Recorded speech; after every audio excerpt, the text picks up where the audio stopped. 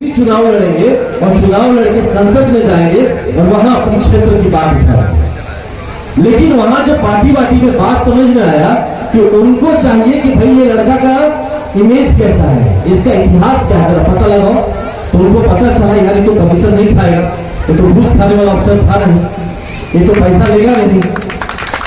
तो फिर इसको अगर हम लोग पार्टी में ले लेंगे तो फिर हम लोग का काम करना बंद हो जाएगा। ये जो पब्लिक को तो बेवकूफ बनाएगा नहीं है, ये तो बोलता है कि काम करना है तो करेगा, तो फिर हम लोग का राजनीति कैसे चलेगा। तो ये सब सोच के हमको सोच के बड़ा बड़ा पार्टी अपना में जगह नहीं दिया। पढ़ा लिखा आदमी आईपीएस ऑफिसर और कहते हैं ना कि अच्छे लोगों को देना चाहिए, अच्छा लोग आदमी को आगे आना चाहिए, बढ़िया आदमी को आना चाहिए, ईमानदार आदमी को। जब आया तो इस सब अपना पोटी दरवाजा रोजा पर ना भैया तुम्हारा जरूरत नहीं है। लेकिन फिर भी हम खड़ा हुए कि इन लोगों को चैलेंज कौन करेगा। ये सोचते हैं कि हम जिसको भी भेड़ बकरी खड़ा कर देंगे, जनता को क्या है, जनता तो उसको भेड़ बकरी जिसके नाम पे आ गए, जो पार्टी के नाम पे आ गया, किसी आदमी के नाम पे आ गया, हम उसी को टीका लगा के राजा बना देंगे।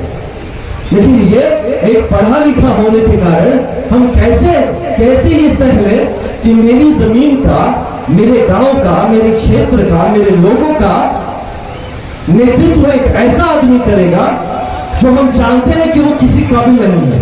हमको पता है कि वो सिर्फ नेतागिरी अपना घर चलाने के लिए कर रहा है, उसको नेता इसलिए बनना है क्योंकि उसको अपना बिल्डिंग बनाना है, उसको अपना फॉर्च्यूनर खरीदना है। तो हम कैसे उसको करना है, तो इसीलिए एक बेटा होने के नाते हम अपनी जिम्मेदारी निभाएं। हमको नहीं पता हम क्या बनेंगे नहीं बनेंगे, लेकिन मेरी जिम्मेदारी है, हमें इतना हौसला होना चाहिए कि बुरा को बुरा बोल सके, गलत को गलत बोल सके और आंख में आंख डाल के खड़े होकर बोल सके कि तुम मेरे नेता नहीं हो सकते, हम नहीं मानते तुम्हें नेता, हमारे भाई बहन में से कोई खड़ा होगा और हमारा नेतृत्व करेगा। तो इस भाव के साथ हम खड़े हुए थे। आपकी बक्सर के लोकसभा चुनाव में आप सुने होंगे वहां से सब कहता था कि बक्सर का लोकसभा सीट भाजपा का सीट है, वहां भेड़ों बकरी को आप दे देंगे टिकट तो जीत जाएगा, ऐसा सोच था। तो हम लोग जैसे लोग पहुंचते हैं तो हम तो भेड़ बकरी है नहीं, लेकिन क्या है तो उनको लगा ना भैया ये सब आदमी को टिकट उकट मिल जाएगा, ये सब जीत जाएगा तो हम लोग का राजनीति का बढ़ा जाएगा। लेकिन फिर उसको चैलेंज करने का हिम्मत हम रखे और आप सारे युवाओं जो है आपके लिए स्पेशली बता रहे हैं कि हम सब खड़ा होकर इंतजार करते हैं कि हमारा मसीहा कोई आएगा। कौन आएगा आपका मसीहा? कोई मसीहा नहीं आएगा। जो आएगा, अगर आप अपने नेतृत्व में डट के सामने नहीं खड़े हुए, नहीं बोले, तो जो आएगा आपको लूटेगा। याद रखिए वो आपका मसीहा हो ही नहीं सकता है। ये बात आपको समझना सबसे ज्यादा जरूरी है। ये बात मैं पूरा बक्सर मोटरसाइकिल पर घूम के बताया।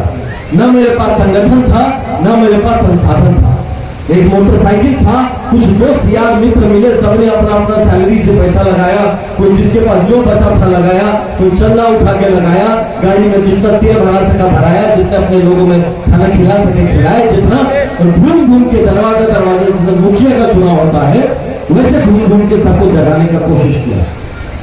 और वहां वो सब पार्टी जिसको लगता था कि उनको कोई हरा ही नहीं सकता, वहां उसको बक्सर की जनता ने बता दिया कि अगर आप हमारे हित में नहीं सोचेंगे, अगर आप नेतृत्व हमारे लिए नहीं करेंगे, अगर आप किसी तीसरे चौथे आदमी के नाम पे हमसे वोट मांगेंगे, तो हमें इतनी ताकत है कि हम अपनी बात आपके सामने रख सकें।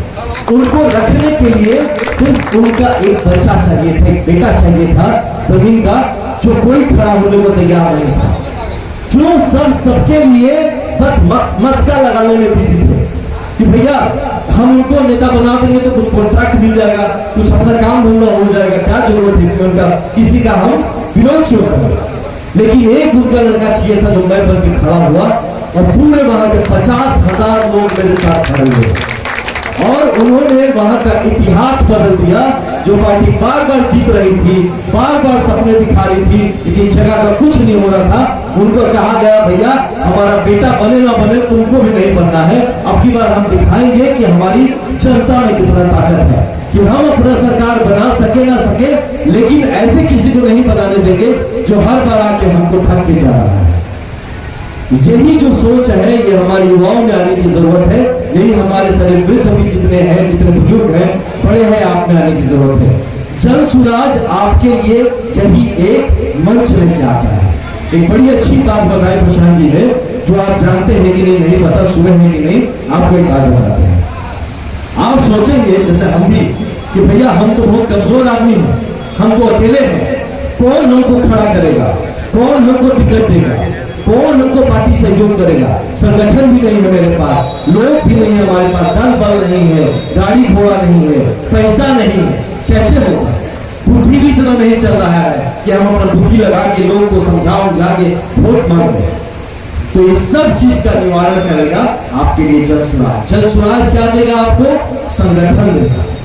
अगर आपने अपने दम बनाया, मेहनत करने के लिए तैयार है, तो जन सुराज आपको पहला चीज जो देगा वो है संगठन, और दूसरा जो चीज देगा वो है संसाधन। तो अगर ये दोनों चीज आपके पास हो जाता है, बुद्धि है प्रशांत भैया का खुद, जिन्होंने प्रधानमंत्री बनाया, जिन्होंने इतने मुख्यमंत्री बनाए, वो प्रशांत जी खुद अपनी बुद्धि आपको देने को तैयार है, और उसके लिए अपना पैसा भी लगाने को तैयार है, अपना संगठन, अपना पार्टी, अपनी टिकट देने को तैयार है। आपको सिर्फ एक चीज लेके आगे आना है, वो है साहस। अगर आप में साहस है, अगर आप में दम है, अगर आपने सोचा है कि हम अपने बच्चों की किस्मत बदलना चाहते हैं, अगर आपने सच में सोचा है कि हम अपनी जिंदगी बदलना चाहते हैं, हम भी एक बेहतर जीवन जीना चाहते हैं, तो आज के दिन में हम सब के पास अगर कोई विकल्प है तो वो एकमात्र ये जन सुराज है। और ये मैं खुद कह रहा हूं, एक आईपीएस अधिकारी रहा हूं, मैं ऐसे ही मत सोचिए कि हम पानी में भीज रहे थे तो हम सोचे कि अब क्या किया जाए तो चलो नेता बन जाते, ऐसा नहीं है। हम जिला में एसपी, 5 जिला का एसपी हम रहे हैं, 5 जिला, 1 जिला नहीं, 2 जिला नहीं, 3 जिला नहीं, 5 जिला का हम एसपी रहे। तो 5 जिला चलाने के बाद और किस तरह से आपके हमारे बीच में पंडित जी भी एक हमको नजर आ गए, जो हम लास्ट एक नौगांव जिला में थे तो पंडित जी वहीं पे थे, तो आपके ही है, आप पूछ लीजिएगा इनसे कि जहां भी गए वहां पे शांति स्थापित किया, जहां भी रहे वहां पे सही मायने में सुराज स्थापित किया। तो अगर समझदारी इतनी है मेरे में कि 5 जिला चला सके, इतना अगर कर्मठता है कि राष्ट्रपति अपनी वीरता पुरस्कार से हमको पुरस्कृत कर सके, अगर इतना हम कम खर्च से काम किए हैं कि मुख्यमंत्री का उत्कृष्ट जो पदक है वो हमको मिल सकता है, तो आप समझ सकते हैं कि अगर मेरे जैसा आदमी जन सुराज को चुना है तो कोई बेवकूफी में नहीं चुना है, खुद बजा के चुना है, सोच समझ के चुना है। तो यही एक हम मैसेज आपके पास लेके आए हैं आज। हम आपको उत्साहित या उत्तेजित नहीं करना चाहते, इसीलिए बड़े सलीके से धीरे धीरे समझाने की कोशिश कर रहे हैं कि अगर हम जैसे लोग जन सुराज में जुड़ रहे हैं तो आप इस बात को समझिए कि यहाँ पे कोई 3-5 नहीं है। अगर आप यहाँ भी भरोसा नहीं कर पाएंगे तो आप अपने बच्चों के बेहतर भविष्य पे भरोसा शायद नहीं करते हैं, तभी आप इस पर भरोसा नहीं करते।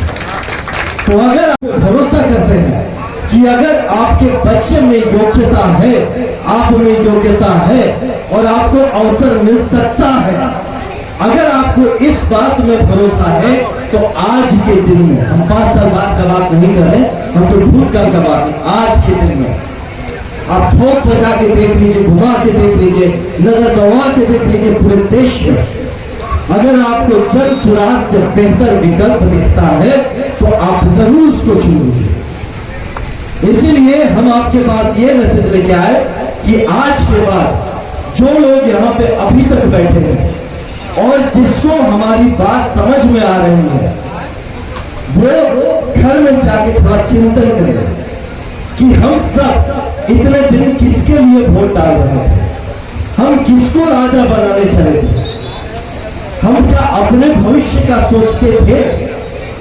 आपके पास खेत होगा, आपके पास बड़ा खेत हो सकता है, आपके पास काम करने का क्षमता भी हो सकता है, लेकिन आपको किस बात में वोट मांगा जाता है? कोई आपको बोलता है कि हम आपको खेती बेहतर कर देंगे, हम आपको ट्रैक्टर कैसे खरीदा जाता है, आपको कैसे संसाधन बैंक से कैसे बढ़िया से लोन लेके कैसे अपना खेती बेहतर किया जा सकता है, कोई सिखाया है? वोट मांगने वक्त आते वक्त नहीं सिखाता है आपको खेती करने की बात। कोई नहीं बोलता है आपको कि अपने बच्चे को कैसे मजबूत बना सकते हैं। आपको क्या सिखाता है, क्या बोलता है कि हमको वोट दे दो, तुमको हम 5 किलो अनाज देने को। वो नहीं चाहता है कि आप मजबूत बने, वो चाहता है आप कमजोर बने, अपने घुटनों पे रहे। आप तो नहीं गिरते रहिए। वो नहीं चाहता कि आप उसके बराबर पैर पे खड़ा होकर आंख से आंख मिला के सवाल पूछें। वो चाहता है आप भूखे रहिए। वो इसलिए चाहता है कि आप भूखे रहे, तो आप भूखे रहेंगे तो आप सिर्फ क्या मांगेंगे? खाना मांगेंगे, छोटा छोटा चीज मांगेंगे, आप बड़ा बात करेंगे ही नहीं।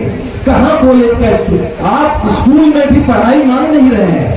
बोल रहे बचवा जा रहा है खिचड़ी खिला देना उसको, उसी में खुश है। साइकिल दे दो, हम उसी में खुश है। यूनिफॉर्म दे दो, उसी में खुश है। पढ़ाई के बारे में हमको नहीं चाहिए। क्यों? क्योंकि आपको इतना दरिद्र बना के रखा जाएगा, आपको आपकी सोच को पंगु बना दिया जाएगा। मेरा बात समझिए, मेरी माताएं, आप बात समझिए। आपके बच्चों को गुजरात, महाराष्ट्र, पंजाब में लेबर बना के भेजा जाता है ताकि वहां के मालिकों के आगे वो घुटने पे बैठा रहे। आंख जमीन पे नीचे लोग झुका के बात करे, वो आंख मिला के बात करने का उसका दम ना हो, इसलिए कि उसको पता है कि अगर मालिक ने निकाल दिया फैक्ट्री से तो मेरे गांव पे जो मेरी पूरी माँ है, बच्चे हैं जिसको 6,000 8,000 रुपया रोजेंगे तो खाना खाएगा, वो कैसे रहेगा? इसके लिए वो जलील होकर रहता है आपका वहां पे बेटा। वो कहीं जाता है, पंडित जी बताएंगे, असम से आया हूं मैं, वहां काम करते थे, वहां पे भी ये दुर्दशा में लोग, वहां बिहारी लोग का हाल है, हम बता रहे हैं आपको। दुर्दशा में जो आपका कोई आसाम रहता होगा, हम आसाम से इसलिए बता रहे, वहां पे भी हम उसको कई बार बोले कि अरे यार तुमको वहां पे आप वीडियो निकाल के देखिए, सारे आसाम के लोग खराब नहीं है। कुछ बदमाश है ना जहाँ पे, जिसकी आप नौकरी करो, मालिक है आपका, या कुछ समाज के बूढ़े बदमाश क्या करते हैं, आपको घुटने पे बिठाते हैं, कान पकड़वाते हैं, नाक रगड़वाते हैं। कई ठो वीडियो है, निकाल के देख लीजिए। ये हम बिहारी का पालन है। और हम लोग क्या करते हैं, यहाँ पे किसी और का बेटा को राजा बनाने में बिजी है, वो वहां प्रधानमंत्री बनेंगे इसलिए यहाँ पे उनको वोट दो। ये हाल है। हमारे बच्चे के लिए कुछ एकदम छोटा से छोटा संसाधन उसके लिए नहीं है, लेकिन हम फिर भी किसी को वोट दे रहे हैं कि अरे यार गुजरात में जो फैक्ट्री लगता है तो हमारा आदमी को वहां पे नौकरी मिलता है। हम इस सोच से बाहर हो गए कि आपके यहाँ पे आपके गांव में फैक्ट्री लग सकता है, आप सोच भी नहीं सकते हैं। आपके दिमाग ही में नहीं आ रहा है कि मुजफ्फरपुर जिला भी आपके लिए कहीं पे सब कुछ संसाधन हो सकता है। जिन लोगों ने ये सोच लिया है कि हमको बेहतर भविष्य चाहिए, जो हमारे यहाँ बुजुर्ग हैं, बाबा लोग, आप लोग हैं, बड़े भाई लोग हैं, माताएं हैं, बहनें हैं, अगर आपने ये सोचा है कि हम जिस जीवन में जितना खराब जीवन जिए हैं, इससे हमको बेहतर जीवन देना है बच्चों के लिए, तो आगे बढ़िए, वो साहस करिए, आगे बढ़ने का साहस करिए, सवाल पूछने का साहस करिए, अपनी बात रखने का साहस करिए, नेतृत्व करिए। जितने ये युवा संवाद होना था, लेकिन हमें हर तरह के लोग मिले, इसलिए मैं इस लाइन में बात कर रहा हूँ। लेकिन हमारे जो युवा भाई लोग हैं, बहनें हैं, मैं आप सबसे आग्रह करूंगा, जन सुराज की तरफ से आग्रह करूंगा, मैं भी आपके जन सुराज का एक मेंबर हूँ, मैं इससे आग्रह करूंगा, मैं खुद इस बात को, मेरे साथ जिन्होंने भी काम किया है, चाहे वो मेरे सर्विस के टाइम में हो, चाहे मेरे साथ बक्सर के लोकसभा चुनाव में जो लोग, मैं सबको कहता था भाई झंडा उठाने मत आना मेरे साथ अगर आना है तो नेतृत्व करके आओ, मेरे सामने आओ, मेरे साथ चलना है तब आओ, मेरे पीछे मत चलो, मेरे साथ चलो, मुझे आगे की तरफ लीड करके चलो। तो आप सबसे हमारा आवेदन है कि आप जो जन सुराज के साथ जुड़े हैं, तो लोअर के भाव से मत जुड़िएगा। जन सुराज में आप झंडा उठाने वाले अगर बन गए तो फिर आप उसी दुर्गति को फिर बढ़ाएंगे जो इतने सालों से चल रहा है। तो आप चाहे जहां खड़े हो गए वहीं का नेतृत्व संभालिए, आप नेता बनिए, आप जहां खड़े हैं, आप यहां खड़े हैं, अगर 4 लोग भी आपका टीम है तो 4 लोगों की आप नेतृत्व लीजिए। नेतृत्व भाव से जुड़िए। जब निकले तो सारे शेर एक साथ निकले। और अगर मैं अपने लड़कों को कहता था कि देख मैं तो अपने को शेर मानता हूं, तो अगर हम अपने आप को शेर मानते हैं तो शेर के साथ गीदड़ नहीं चलता है, शेर के साथ शेर ही चलता है। तो इसलिए आप भी अपने आप को वो शेर समझिए। अगर आप प्रशांत भैया को मानते हैं कि भैया शेर हैं, अगर मुझे भी मानते हैं कि मुझ में भी कुछ शेर वाली बात है, तो आपको साथ चलने के लिए, आपको साथ बढ़ने के लिए आपके अंदर छुपे हुए शेर को निकालना जरूरी है। आपके साथ बहुत सारे गीदड़ भी दौड़ेंगे रेस में, आपके साथ अलग अलग जानवर भी रेस में चलेंगे, लेकिन शेर जब आगे चलेगा उसके साथ लास्ट तक उस मुहिम तक जो रुकेगा रहेगा वो शेर रहेगा। तो अपने अंदर के शेर को जगाइए। मैं इसलिए कह रहा हूं कि आपको किसी भी आनंद मिश्रा, किसी भी प्रशांत किशोर, किसी भी चंदन जी के आने की जरूरत नहीं होनी चाहिए। आप ही आपके यहाँ के नेतृत्व लीजिए, आप ही यहाँ का नेतृत्व उठाइए और आपके अंदर से ही आपका नेतृत्व उठ के आना चाहिए। और ये हर लेवल पे होना चाहिए, आपके वार्ड से लेकर आपके सांसद तक वो नेतृत्व आप में से निकल के बाहर आना चाहिए, ना कि हम लोग आपके ऊपर थोप दिए कि लो भैया ये जनसुराज से भी एक आदमी उड़ के आ गया कहीं से कि आ गया अभी जनसुराज के नेता बनेंगे, तो फिर क्या फायदा उसका। तो आप सबसे आग्रह है कि आप अपने अंदर के नेतृत्व भाव को जगाइए, अपने अंदर की क्षमताओं को पहचानिए और इस बात को जानिए कि जब तक अपनी किस्मत का फैसला आप खुद नहीं करेंगे तो कोई भी दूसरा आपका किस्मत आके नहीं बदलेगा। जो आएगा वो अपनी किस्मत बदलेगा, वो अपने चंद लोगों की किस्मत बदलेगा, वो अपने बच्चों की तकदीर के बारे में सोचेगा, आपके बारे में नहीं सोचेगा। इसलिए आप खुद आगे बढ़िए और अपना नेतृत्व कीजिए। मेरा यहाँ पे आना एक सौभाग्य है, मैं इस तरफ नहीं आ पाया था और मेरा ये यकीन है कि हम फिर आएंगे आपके पास, और जब फिर आएंगे और बेहतर तरीके से, बड़े तरीके से आएंगे, कुछ चंद बातें लेके आएंगे, बहुत शौक में लेके आएंगे और आपसे ज्यादा सुनना चाहेंगे। आज भी मुझे पूरा यकीन है कि इस प्रोग्राम के बाद शायद हमें 10 मिनट मिलेगा जिसमें हम अपने युवा बंधुओं के साथ बात कर सकेंगे। कुछ बातें हैं, संवाद में दोनों तरफ से बात होना चाहिए, कुछ हम आपसे सुनना भी चाहेंगे और फिर उसके ऊपर आगे काम करना चाहेंगे। तो आप तो जाने से पहले